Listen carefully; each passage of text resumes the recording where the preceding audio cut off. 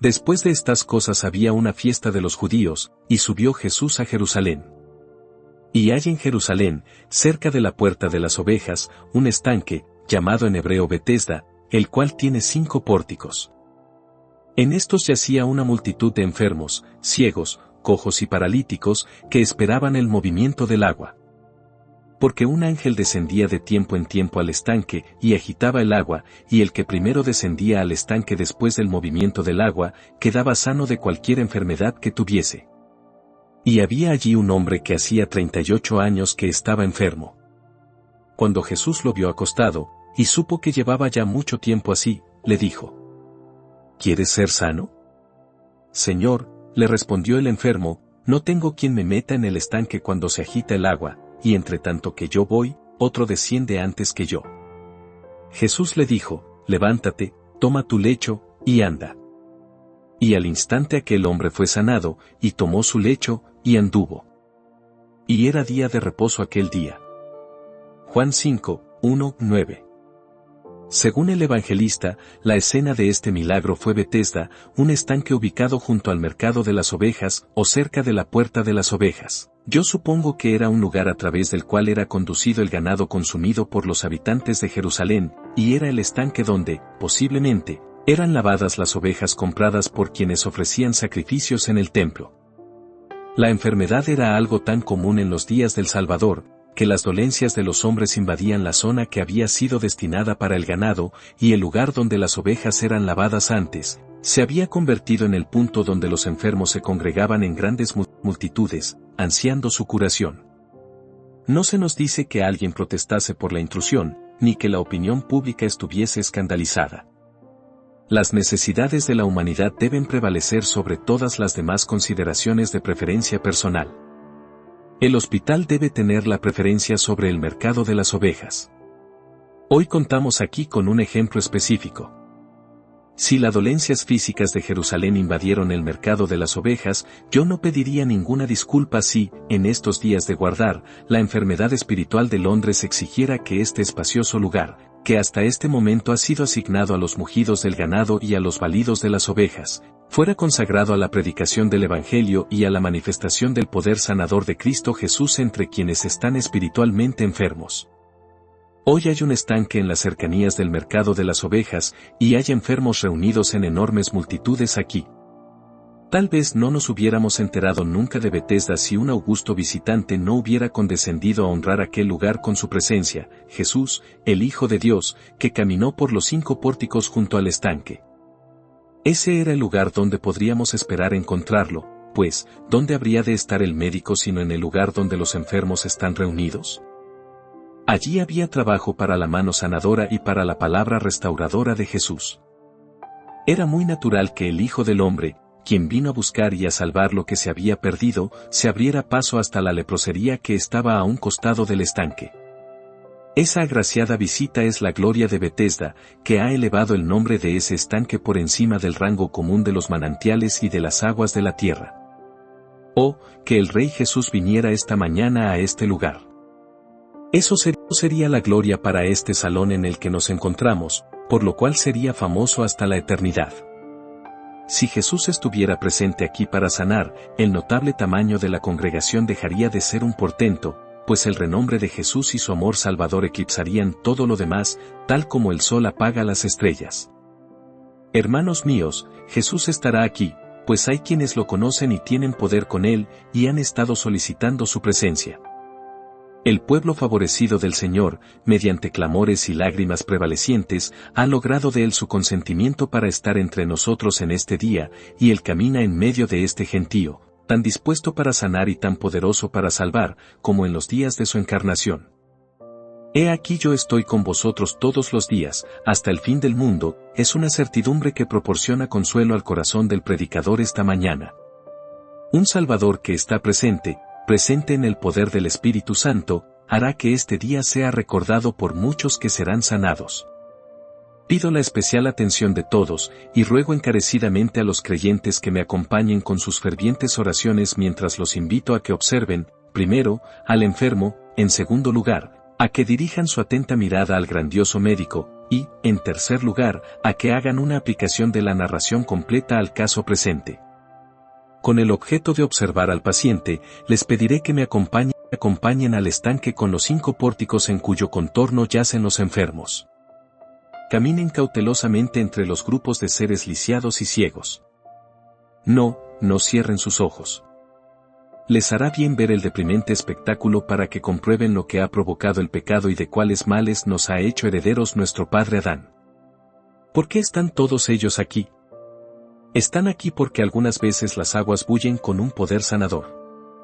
No es necesario que discutamos aquí si eran visiblemente agitadas por un ángel o no, pero se creía generalmente que un ángel descendía y tocaba el agua, y ese rumor atraía a enfermos provenientes de todas partes. Tan pronto como se divisaba la ebullición de las aguas, toda la multitud descendía probablemente al estanque, y quienes no podían descender por sí solos eran metidos por sus acompañantes. ¡Ay, cuán pobre era el resultado! Muchos se quedaban frustrados. Únicamente uno era recompensado por el descenso, el primero en descender era sanado, pero solamente el primero.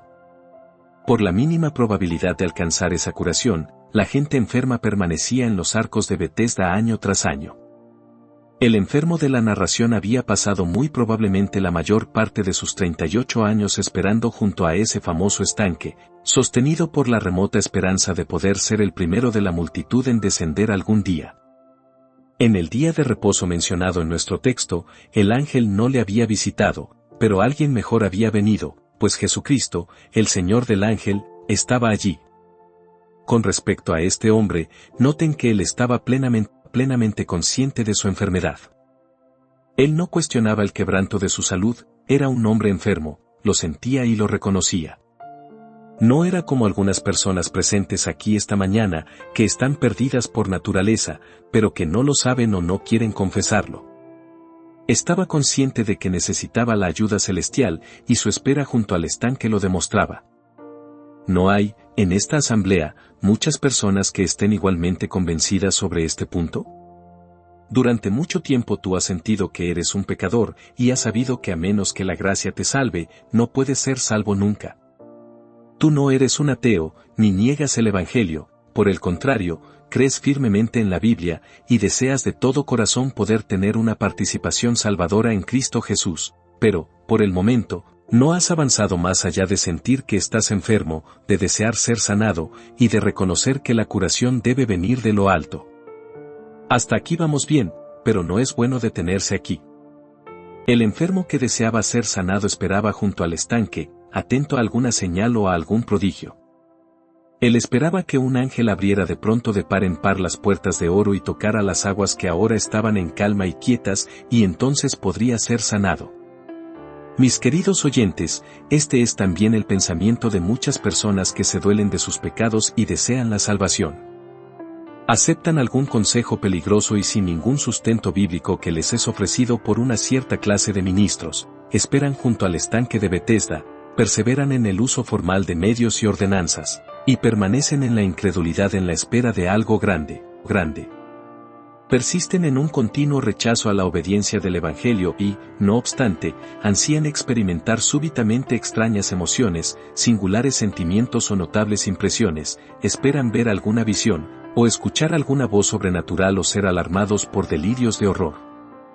Ahora, queridos amigos, no vamos a negar que haya unas cuantas personas que han sido salvadas por intervenciones muy singulares de la mano de Dios, de una manera que está completamente fuera de los modos ordinarios del procedimiento divino. Seríamos muy necios, por ejemplo, si fuéramos a disputar la verdad de una conversión como la del coronel Gardner, quien, la noche precisa en que había acordado una cita para cometer pecado, fue atajado y convertido por una visión de Cristo en la cruz, que, de cualquier manera, el coronel pensó que vio, y también oyó, o imaginó que oyó, la voz del Salvador que argumentaba tiernamente con él.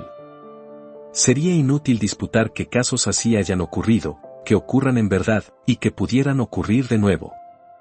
Con todo, tengo que rogarles a las personas inconversas que no busquen tales intervenciones en sus propios casos. Cuando el Señor les pide que crean en Jesús, ¿qué derecho tienen ustedes de exigir a cambio señales y prodigios?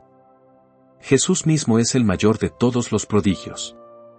Mi querido oyente, es tan fútil que tú esperes notables experiencias como lo era la espera de la multitud que permanecía en Betesda atenta al largamente anhelado ángel, puesto que aquel que podía curarlos ya se encontraba entre ellos, ignorado y despreciado por ellos. Qué espectáculo tan lastimero es verlos contemplar las nubes cuando el médico que podía sanarlos estaba presente sin que le presentaran ninguna petición, ni buscaran alguna misericordia de sus manos. Con respecto al método de esperar para ver o para sentir algo grande, nuestro comentario es que no es el camino que Dios ha ordenado que sus siervos prediquen. Yo reto al mundo entero que encuentre algún evangelio de Dios en el que se le diga a algún inconverso que permanezca en la incredulidad. ¿Dónde se le dice al pecador que espere a Dios practicando las ordenanzas para poder ser salvado así? El evangelio de nuestra salvación es este: cree en el Señor Jesucristo, y serás salvo. Cuando nuestro Señor transmitió su comisión a sus discípulos, les dijo: «Id por todo el mundo y predicad el evangelio a toda criatura». ¿Y cuál era ese evangelio? Díganles que esperen en su incredulidad en el uso de medios y ordenanzas hasta que vean algo grande. Díganles que sean diligentes en la oración, y que lean la palabra de Dios hasta que se sientan mejor. Ni una sola pizca de eso. Así dice el Señor: el que creyere y fuere bautizado, será salvo, mas el que no creyere, será condenado. Este era el evangelio y el único evangelio que Jesucristo siempre ordenó que predicaran sus ministros, y quienes dicen: esperen a sentir algo, esperen a experimentar impresiones, esperen prodigios. Anuncian otro evangelio que no es otro, sino que hay algunos que los perturban. Exponer a Cristo en la cruz es la obra salvadora del ministerio evangélico, y la esperanza de los hombres está cimentada en la cruz de Jesús. El evangelio de Dios es: mirad a mí, y sed salvos, todos los términos de la tierra. El evangelio del hombre que ha destruido a miles es: esperen junto al estanque. Este evangelio, que no tiene nada de evangélico, es inmensamente popular. No me sorprendería si al menos la mitad de ustedes estuvieran satisfechos con él. Oh, mis oyentes, ustedes no rehúsan ocupar los asientos en nuestros lugares de adoración, raramente están ausentes cuando las puertas se abren, pero se quedan sentados allí en una confirmada incredulidad, esperando que se hagan ventanas en el cielo, pero descuidando el evangelio de su salvación. El gran mandamiento de Dios: cree y vive, no recibe de ustedes otra respuesta que un oído sordo y un corazón de piedra, mientras aquietan sus conciencias con observancias religiosas externas. Si Dios hubiera dicho: siéntense en esos asientos y esperen, yo sería osado en exhortarlos al respecto con lágrimas, pero Dios no ha dicho eso. Él ha dicho: deje el impío su camino, y el hombre inicuo sus pensamientos, y vuélvase a Jehová, el cual tendrá de él misericordia. Él no ha dicho: esperad, sino que ha dicho: buscad a Jehová mientras puede ser hallado, llamadle en tanto que está cercano. Si oyereis hoy su voz, no endurezcáis vuestros corazones. No encuentro que Jesús diga algo a los pecadores acerca de esperar, antes bien, les dice mucho acerca de venir. Venid a mí todos los que estáis trabajados y cargados, y yo os haré descansar. Si alguno tiene sed, venga a mí y beba. Y el espíritu y la esposa dicen: ven. Y el que oye, diga: ven. Y el que tiene sed, venga, y el que quiera, tome del agua de la vida gratuitamente.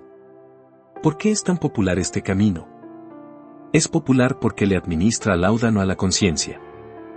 Cuando el ministro predica con poder y el corazón del oyente es tocado, el diablo le dice: espera una mejor oportunidad. El archienemigo vierte así esta droga mortal en el alma, y el pecador, en vez de confiar en Jesús en el acto, o en vez de ponerse de rodillas con los ojos llorosos pidiendo a gritos misericordia, se adula a sí mismo porque está usando los medios. El uso de medios es lo suficientemente bueno hasta su propio límite, pero es tan malo como podría serlo cuando suplanta el lugar de Cristo crucificado. Un hijo tiene que oír el mandamiento del Padre, pero ¿qué pasa si el hijo ubica el oír en el lugar del obedecer? Dios no quiera que yo me gloríe en el hecho de que ustedes oyen el Evangelio. Si solo son oyentes, mi gloria está en la cruz, y a menos que ustedes miren a la cruz, bueno les fuera no haber nacido. Pido la especial atención de todo aquel que haya estado esperando así, mientras menciono 1 o 2 puntos. Mi querido amigo, no es esta espera, después de todo, un asunto muy desesperanzador? De todos aquellos que esperaban en Betesda, cuán pocos eran sanados jamás. El que primero descendía al estanque quedaba sano, pero todos los demás salían del estanque tal como habían entrado. Ah, mis oyentes, yo tiemblo por algunos de ustedes, por ustedes que asisten a la capilla y a la iglesia y que han estado esperando durante muchos años, pues cuán pocos de ustedes son salvados. Miles de ustedes mueren en sus pecados esperando en una incredulidad inicua. Unos cuantos son arrebatados del fuego como tizones, pero la gran mayoría de quienes aguardan empedernidamente, esperan y esperan hasta morir en sus pecados. Yo les advierto solemnemente que, por agradable que sea para la carne esperar en la incredulidad, no es una situación en la que cualquier persona razonable perseveraría por mucho tiempo. Pues, mi querido amigo, ¿no eres tú en tu propia persona un ejemplo de su desesperanza? Tú has estado esperando durante años, difícilmente recuerdas cuando asististe por primera vez a algún lugar de adoración, tu madre te llevó allá en sus brazos y has sido nutrido bajo la sombra del santuario, como las golondrinas que construyen sus nidos bajo los altares de Dios, ¿y qué ha hecho tu incrédula espera por ti? ¿Te ha hecho cristiano? No, todavía estás sin Dios, sin Cristo, sin esperanza. Te voy a preguntar en el nombre de Dios, ¿qué derecho tienes de creer que si esperas otros 30 años, serás del todo diferente de lo que eres ahora? ¿Acaso no son muy altas las probabilidades de que a los 60 años de edad estés tan desposeído de la gracia como lo estás a los 30? Pues, permítanme decirles, y me atrevo a decirlo sin egoísmo, que algunos de ustedes han escuchado el Evangelio predicado sin rodeos. Mis queridos oyentes, yo he sido tan claro con ustedes como puedo serlo, nunca he rehusado declarar el consejo íntegro de Dios, ni tampoco he rehuido elegir algún caso específico para tratarlo detalladamente. Con la excepción de dejar de mencionar el nombre de las personas, no me he detenido ante nada, antes bien, he buscado encomiar el Evangelio ante la conciencia de cada persona como ante los ojos de Dios. Recuerden las advertencias que recibieron en Exeter Hall. Algunos de ustedes recuerdan los quebrantamientos que sintieron en el salón de City Gardens.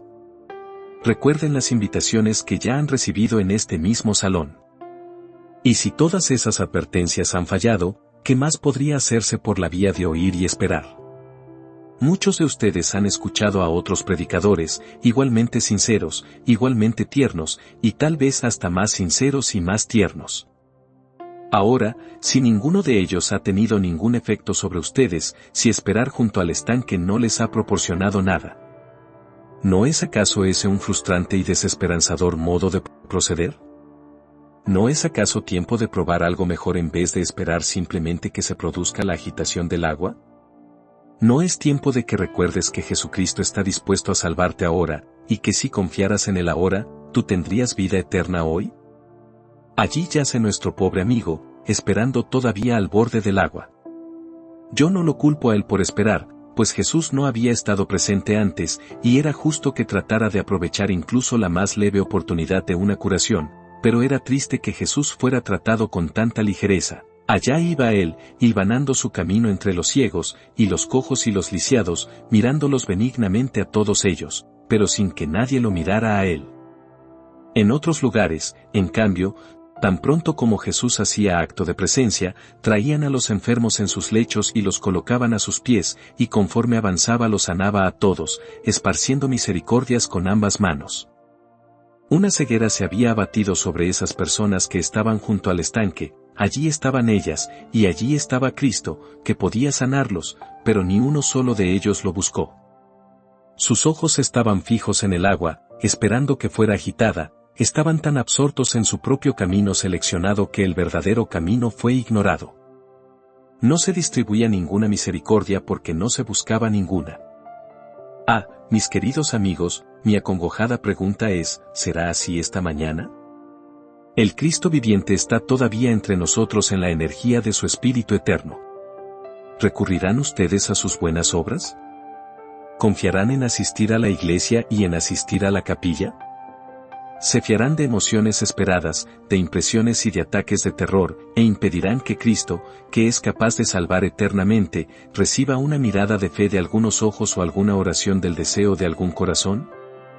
Si ha de ser así, pensar en esto quebranta el corazón, que los hombres mueran, con un médico todopoderoso en sus hogares, mientras están siendo entretenidos con una charlatanería desesperanzada inventada por ellos mismos. Oh, pobres almas, habrá de repetirse Betesda aquí esta mañana, y Jesucristo, el Salvador que está presente, habrá de ser ignorado otra vez. Si un rey le diera a uno de sus súbditos un anillo, y le dijera, cuando esté sumido en la turbación o en la desgracia, envíame simplemente ese anillo, y yo haré por ti todo lo que sea necesario, pero ese hombre rehusara deliberadamente enviarlo, y comprara regalos o se dedicara a realizar algunas singulares hazañas de valor con el objeto de ganar el favor de su monarca, tú dirías, cuán necio es ese hombre, he aquí un camino muy sencillo, pero no quiere utilizarlo, y desperdicia su ingenio, inventando nuevos mecanismos, y desperdicia su vida esforzándose por seguir planes que han de concluir en frustración. ¿Acaso no es ese el caso de todos aquellos que rehúsan confiar en Cristo? El Señor les ha asegurado que si confían en Jesús, serán salvados, pero ellos se dedican a seguir 10.000 fantasías y dejan ir a su Dios, su Salvador. Mientras tanto el enfermo, tan frustrado a menudo, se sumía en una profunda desesperación. Además, se estaba poniendo viejo, pues 38 años es mucho tiempo en la vida de un hombre. Sentía que se moriría pronto. El tenso cordón estaba a punto de romperse, y así, conforme transcurrían cansadamente los días y las noches, aunque seguía esperando, la espera se le hacía muy pesada. Amigo mío, ¿no es este tu caso? La vida se te está escapando. ¿No está salpicada de cabellos grises tu cabeza? Has esperado todo este tiempo en vano, y yo te advierto que has esperado pecaminosamente. Has visto que otros han sido salvados. Tu hijo es salvo y tu esposa es convertida, pero tú no lo eres, y sigues esperando, y me temo que esperarás hasta que al son de la melodía de la tierra a la tierra, el polvo al polvo, las cenizas a las cenizas, los terrones resuenen sobre la tapa de tu ataúd y tu alma esté en el infierno. Te ruego que ya no juegues más con el tiempo. No digas, hay tiempo suficiente, pues el sabio sabe que el tiempo suficiente no es lo bastante suficiente. No seas como el borracho insensato que cuando regresaba tambaleándose a casa una noche, vio que le encendían su vela. 2 velas, dijo, pues su borrachera lo hacía ver doble, voy a apagar una de ellas, y al apagarla, al instante se quedó a oscuras. Muchos hombres ven doble debido a la borrachera del pecado, piensan que tienen una vida para hacer de las suyas, y luego, que tienen la última parte de la vida para volverse a Dios, entonces, como unos necios, apagan la única vela que tienen, y tendrán que yacer eternamente en la oscuridad. Apresúrate, viajero, pues solo tienes un sol, y cuando se oculte, no alcanzarás nunca a llegar a tu casa. Que Dios te ayude a darte prisa ahora. Contemplemos al propio médico. Como ya hemos visto, nuestro Señor caminó en aquella ocasión a través de una multitud de enfermos, olvidado e ignorado, sin que nadie clamara, Jesús, Hijo de David, ten misericordia de mí, sin que ninguna mujer procurara tocar el borde de su manto para ser sanada. Todos ellos estaban deseosos de ser sanados, pero nadie sabía nada o nadie confiaba en él. Qué espectáculo tan extraño y tan aflictivo era, pues Jesús era sumamente capaz de sanarlos y estaba dispuesto a hacerlo, y a hacerlo sin cobrar honorarios ni recompensa y, sin embargo, nadie lo buscaba. ¿Deberá repetirse esa escena esta mañana? Personas que me escuchan, Jesucristo puede salvarlos. No hay ningún corazón que sea tan duro que Él no pudiera ablandar, no hay ningún hombre en medio de ustedes que esté tan perdido que Jesús no pudiera salvar. Bendito sea mi amado Maestro, pues ningún caso lo ha derrotado jamás, su poderosa fuerza sobrepasa los más profundos abismos del pecado y de la insensatez humana. Si hubiera alguna ramera aquí, Cristo puede limpiarla. Si hubiera un borracho o un ladrón aquí, la sangre de Jesús puede volverlo tan blanco como la nieve. Si tienen algún deseo de Él, no se encuentran fuera del alcance de su mano horadada. Si no son salvos, ciertamente no es por falta de poder en el Salvador. Además, su pobreza no es ningún estorbo, pues mi Señor no les pide absolutamente nada. Mientras más pobre sea el desventurado, más bienvenido es a venir a Cristo. Mi Señor no es un sacerdote codicioso, que exija un pago por lo que hace. Él nos perdona gratuitamente, Él no necesita ninguno de los méritos de ustedes, ni nada suyo, vengan a Él tal como están, pues Él está dispuesto a recibirlos tal como están. Pero aquí está mi tristeza y mi queja, que este bendito Señor Jesús, aunque está presente para sanar, es ignorado por la mayoría de los hombres. Ellos están mirando hacia otro lado, y no tienen ojos para Él. Con todo, Jesús no estaba enojado. Yo no encuentro que censurara a alguno de los que yacían en los pórticos, o que hubiera tenido algún pensamiento severo para con ellos, más bien, estoy seguro de que sintió piedad de ellos, y que dijo en su corazón, ¡ay! Pobres almas que desconocen que la misericordia está muy cerca. Mi Señor no está airado con ustedes que lo olvidan y lo ignoran, sino que tiene piedad de ustedes en su corazón. Yo solo soy su pobre siervo, pero, desde lo íntimo de mi corazón, tengo piedad de aquellos que viven sin Cristo. De buena gana lloraría por ustedes que están probando otras vías de salvación, pues todas concluirán en una desilusión, y si ustedes continuaran en ellas, comprobarán ser su destrucción eterna. Observen muy cuidadosamente lo que hizo el Salvador. Mirando en torno a todo el grupo, hizo una elección. Él tenía el derecho de hacer la selección que quisiera, y ejerció esa soberana prerrogativa. El Señor no está obligado a otorgar su misericordia a todo el mundo ni a todas las personas. Él ha proclamado libremente la misericordia a todos, pero como ustedes la rechazan, Él tiene ahora un doble derecho de bendecir a sus elegidos haciendo que se ofrezcan voluntariamente en el día de su poder. No sabemos por qué el Salvador seleccionó a aquel hombre de entre la multitud, pero ciertamente fue por una razón cimentada en la gracia. Si nos pudiéramos aventurar a dar una razón para su elección, pudiera ser que lo seleccionó por ser el caso más grave y por ser el que había esperado más tiempo. El caso de aquel hombre estaba en boca de todos. Decían, ese hombre ha estado allí 38 años. Nuestro Señor actuó conforme a su eterno propósito, haciendo lo que le agrada con lo suyo. Él fijó el ojo de su amor que elige sobre ese hombre en particular, y, acercándose a él, lo miró. Conocía toda su historia, sabía que se encontraba en esa situación desde hacía mucho tiempo, y, por tanto, tuvo mucha compasión de él. Pensó en aquellos terribles meses y años de dolorosa frustración que el enfermo había sufrido, y las lágrimas inundaron los ojos del maestro. Él miró una y otra vez al hombre, y sus entrañas se conmovieron por él. Ahora, yo no sé a quién Cristo tiene la intención de salvar esta mañana mediante su gracia eficaz. Yo estoy obligado a hacer el llamado general, eso es todo lo que puedo hacer, pero yo no sé dónde hará el Señor el llamado eficaz que es el único que puede hacer que la palabra salve. No me sorprendería que llamara a algunos de ustedes que han esperado mucho tiempo. Yo bendeciría su nombre si lo hiciera.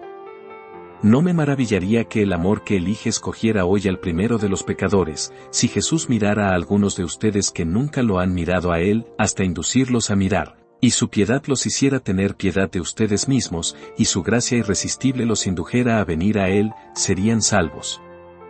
Jesús realizó un acto de la gracia soberana que distingue. Yo les ruego que no den coces contra esta doctrina. Si lo hacen, no puedo evitarlo, pues es verdad. Yo les he predicado el Evangelio a todos ustedes tan libremente como pudiera hacerlo un hombre, y ciertamente, ustedes que lo rechazan, no deberían contender con Dios por otorgar a otros esas cosas que a ustedes no les importa recibir. Si desean su misericordia, Él no se las negará, si lo buscan, lo encontrarán, pero si no quieren buscar la misericordia, no contiendan con el Señor porque la otorgue a otros. Habiendo mirado a ese hombre con una consideración especial, Jesús le preguntó, ¿quieres ser sano? Ya les he indicado que Cristo no preguntó eso porque necesitara información, sino porque deseaba excitar la atención del hombre. Como era un día de reposo, el hombre no pensaba ser curado, pues un judío consideraba que era algo muy improbable que ocurrieran curaciones en un día de reposo. Jesús, por tanto, atrajo los pensamientos del hombre al asunto que traía entre manos, pues, fíjense, la obra de gracia es una obra que se realiza sobre una mente consciente, no sobre una materia insensible. Aunque los pusellistas Pretenden regenerar a niños inconscientes, rociando sus rostros con agua. Jesús no intentó nunca tal cosa. Jesús salva a hombres que tienen el pleno uso de sus sentidos. Y su salvación es una obra sobre un intelecto vivificado y sobre afectos que han sido despertados. Jesús atrajo de regreso a la mente divagante con la pregunta, ¿quieres ser sano? Ciertamente, pudo haber dicho el hombre, ciertamente, lo deseo por sobre todas las cosas, lo anhelo, lo ansío ardientemente. Ahora, mi querido oyente, te voy a hacer la misma pregunta. ¿Quieres ser sano? ¿Deseas ser salvado? ¿Sabes en qué consiste ser salvo? O, respondes tú, consiste en escapar del infierno. No, no, no, ese es el resultado de ser salvado, pero ser salvado es algo diferente. ¿Quieres ser salvado del poder del pecado? ¿Quieres ser salvado de ser codicioso, de tener una mente mundana, de tu mal carácter, de ser injusto, impío, dominador, borracho o profano? ¿Estás dispuesto a renunciar al pecado que más quieres? No, dice alguien, yo no puedo decir honestamente que deseo todo eso. Entonces, tú no eres el hombre que estoy buscando esta mañana.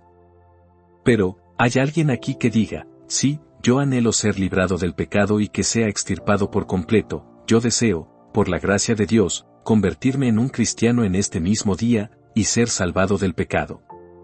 Bien, como ya te encuentras en un estado de solicitud, demos un paso adelante y observemos lo que hizo el Salvador. Él dio la voz de mando, diciendo, levántate, toma tu lecho, y anda. El poder mediante el cual el hombre se levantó no estaba en él mismo, sino en Jesús. No fue el mero sonido de la palabra lo que lo hizo levantarse, sino que fue el poder divino que acompañó a la palabra. Yo creo en verdad que Jesús habla todavía por medio de sus ministros. Yo confío que está hablando por mi medio en este momento, cuando en su nombre les digo a ustedes, que han estado esperando junto al estanque, no esperen más. Antes bien, en este instante crean en Jesucristo. Confíen en Él ahora. Yo sé que mi palabra no hará que ustedes lo hagan, pero si el Espíritu Santo obra por medio de la palabra, ustedes creerán. Pobre pecador, confía en Cristo ahora. Cree que Él puede salvarte. Créelo ahora. Confíate a Él para que te salve en este momento, reposa en Él ahora. Si recibes la capacidad de creer, el poder te vendrá de Él, no de ti, y tu salvación será efectuada, no por el sonido de la palabra, sino por el secreto poder del Espíritu Santo que acompaña a esa palabra. Les ruego que observen que aunque no se dice nada en el texto acerca de la fe, con todo, el hombre debe de haber tenido fe. Supón que tú hubieras sido incapaz de mover la mano o el pie durante 38 años, y que alguien te dijera junto a tu lecho, levántate. Tú no pensarías en intentar levantarte, pues sabrías que es imposible. Tienes que tener fe en la persona que profirió la palabra, pues, de lo contrario, no harías el intento. Me parece ver al pobre hombre, allá está, como un montón, como un manojo retorcido de torturados nervios y músculos paralizados. Sin embargo, Jesús le dice, levántate, coma, y él se levanta al instante. Toma tu lecho, le dice el maestro, y él carga con el lecho. Allí estaba la fe del hombre. El hombre era un judío, y él sabía que, según los fariseos, sería algo muy perverso que enrollara su colchón y lo cargara el día de reposo, pero debido a que Jesús se lo dijo, no hizo ninguna pregunta, sino que dobló su camilla, y caminó. Hizo lo que se le dijo que hiciera, porque creía en quien se lo dijo. Pobre pecador, ¿tienes tu tal fe en Jesús? ¿Crees que Cristo puede salvarte? Si lo crees, entonces yo te digo en su nombre, confía en Él. Confía en Él ahora. Si confías en Jesús, serás salvo esta mañana, serás salvado en el acto, y serás salvado para siempre. Observen, amados amigos, que la curación obrada por Cristo fue perfecta. El hombre pudo tomar su lecho, la restauración fue comprobada, y la curación fue manifiesta, todos pudieron verla. Además, la curación fue inmediata. No se le dijo que tomara masa de higos y que la pusiera sobre la llaga y que esperara, no fue llevado a casa por sus amigos, ni fue obligado a guardar cama un mes ni dos, ni fue gradualmente atendido hasta que recuperara su energía vital. Oh, no, fue curado de inmediato. La mitad de nuestros cristianos profesantes imaginan que la regeneración no puede ocurrir en un momento y, por tanto, le dicen al pobre pecador, anda y acuéstate junto al estanque de Betesda, espera y usa las ordenanzas, humíllate, busca un arrepentimiento más profundo. Amados, desechen esa enseñanza. La cruz. La cruz. La cruz. De allí pende la esperanza de un pecador. Tú no debes apoyarte en lo que puedas hacer, ni en lo que los ángeles puedan hacer, ni en visiones, ni en sueños, ni en sentimientos, ni en extrañas emociones, ni en horribles delirios, sino que debes descansar en la sangre de mi Señor y mi Dios, que una vez fue inmolado por los pecadores. Hay vida en una mirada al crucificado, pero no hay vida en ninguna otra parte. Entonces, en el segundo encabezado, igual que en el primero, llego al mismo punto. Así dijo el Señor, mirad a mí, y sed salvos, todos los términos de la tierra. 3. En tercer lugar, tenemos que aplicar el ejemplo del texto a la ocasión presente. Creyentes, yo espero que sus corazones se eleven en oración esta mañana. ¿Qué escena tenemos ante nosotros? Si alguien nos hubiera dicho que esta muchedumbre de personas se habría de reunir para escuchar el Evangelio, ¿no habría habido cientos de personas que lo habrían dudado? Fíjense que no hemos tenido nada novedoso que sirviera para atraer a esta multitud, nada a manera de una primorosa ceremonia, ni siquiera tenemos la marejada del órgano. Yo decliné sus notas repiqueteantes, para que no pareciera que dependemos en el más mínimo grado, desde un hilo hasta una correa de calzado, de cualquier cosa sino de la predicación del Evangelio. La predicación de la cruz basta para atraer a la gente, y basta para salvar al pueblo, y si adoptamos cualquier otra cosa, perdemos nuestro poder y trasquilamos las guedejas que nos hacen fuertes. La aplicación del texto esta mañana es justamente esta: ¿por qué nosotros no tenemos curaciones instantáneas de almas enfermas? ¿Por qué no podría haber veintenas, centenas, miles, que oigan esta mañana la palabra de gracia, levántate, toma tu lecho, y anda? Yo creo que es posible. Espero que suceda. Permíteme hablar contigo, que dudas de este asunto. Tú todavía piensas que tienes que esperar, ya has tenido un suficiente periodo de espera, y te estás cansando tolerablemente, pero todavía te aferras al antiguo plan, a pesar de ser desesperanzador. Todavía tratas de aferrarte a eso como quienes se están ahogando se aferran a las ramitas de paja. Pero yo quiero mostrarles que todo eso es totalmente erróneo. La regeneración es una obra instantánea, y la justificación es un don instantáneo. El hombre cayó en un instante. Cuando Eva arrancó el fruto y Adán lo comió, no se requirió de 6 meses para que fueran llevados a un estado de condenación. No se necesitaron varios años de continuo pecado para echarlos fuera del paraíso. El fruto prohibido les abrió sus ojos y vieron que estaban desnudos y se escondieron de Dios. En verdad, a Jesús no le toma más tiempo hacer su obra de lo que le tomó al diablo hacer la suya. ¿Acaso nos destruirá el demonio en un instante, y Jesús sería incapaz de salvarnos en un instante? Gloria sea dada a Dios porque Él tiene mucho más amplio poder para liberar que todo el poder que Satanás ejerce para la destrucción del hombre. Consideren las ilustraciones bíblicas de lo que es la salvación. Solo voy a mencionar 3. Noé construyó un arca, que era un tipo de la salvación. Ahora, cuando fue salvado Noé, Cristo ha construido el arca para nosotros, y no tenemos nada que hacer para construirla. Pero, ¿cuándo fue salvado Noé? ¿Acaso dirá alguien, Noé estuvo a salvo después de haber estado en el arca un mes, y después que hubo arreglado todas las cosas y estuvo preparado para el diluvio y sintió su peligro? No, en el instante en que Noé atravesó la puerta, y el Señor lo encerró, Noé estuvo a salvo. Cuando había estado en el arca un segundo, estuvo tan seguro como cuando había estado allí un mes. Tomen el caso de la Pascua. ¿Cuándo estuvieron a salvo los judíos del ángel destructor que recorrió la tierra de Egipto? ¿Estuvieron a salvo después de que la sangre que fue rociada sobre la puerta hubo sido vista y considerada por 1 semana o 2? Oh, no, amados, en el instante en que la sangre fue rociada, la casa estuvo a salvo, y en el instante en que un pecador cree y confía en el Hijo de Dios crucificado, es perdonado de inmediato y recibe plenamente la salvación por medio de la sangre de Cristo. Un ejemplo más es la serpiente de bronce. Cuando la serpiente fue alzada, ¿qué debían hacer los que habían sido mordidos?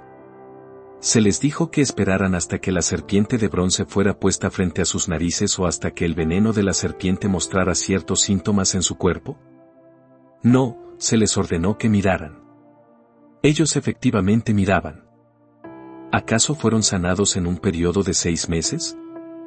Yo no leo eso, sino que tan pronto como sus ojos se encontraban con la serpiente de bronce, la curación era obrada, y tan pronto como tus ojos se encuentren con Cristo, pobre ser tembloroso, tú eres salvo.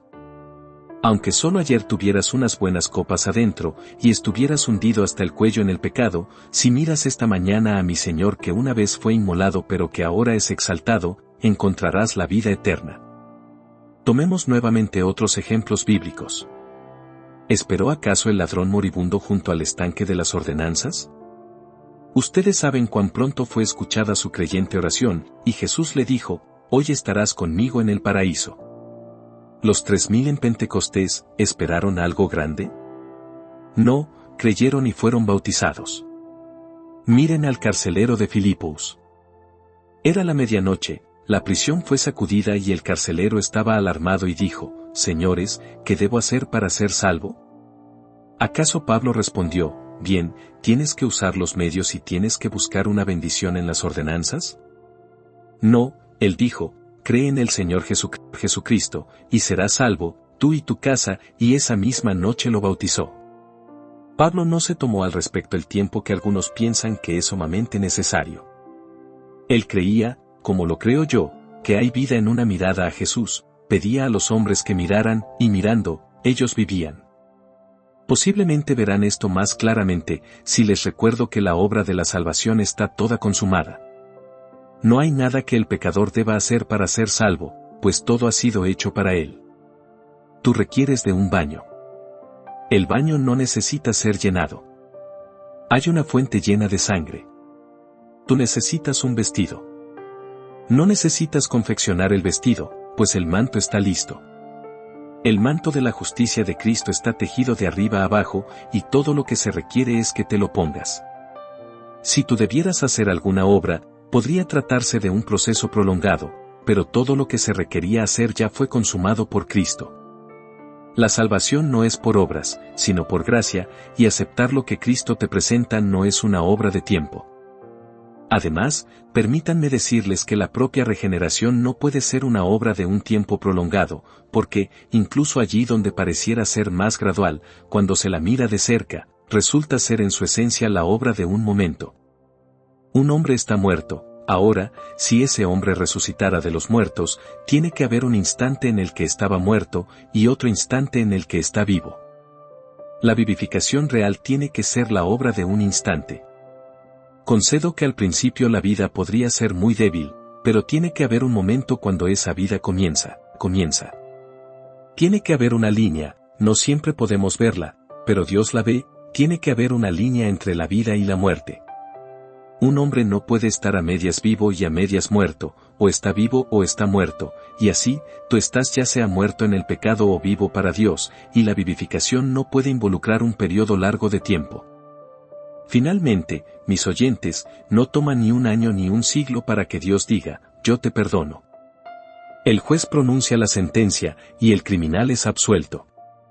Si Dios te dijera esta mañana, yo te absuelvo, tú quedas absuelto y puedes ir en paz. Tengo que dar un fiel testimonio en cuanto a mi propio caso. Yo nunca encontré la misericordia por esperar. Nunca obtuve un rayo de esperanza por depender de las ordenanzas. Encontré la salvación por creer. Oí a un sencillo ministro del Evangelio que decía, mira y vive. Mira a Jesús. Él sangra en el huerto, Él muere en el madero. Confía en Él.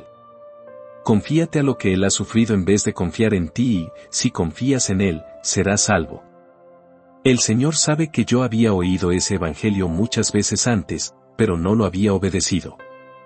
Sin embargo, esa vez vino con poder a mi alma, y yo en verdad miré, y en el instante en que miré a Cristo, perdí mi carga. Pero, me preguntará alguien, ¿cómo lo sabes? ¿Llevaste alguna vez un fardo sobre ti? Oh, sí, respondes, ¿sabes cuándo quedaste libre de él?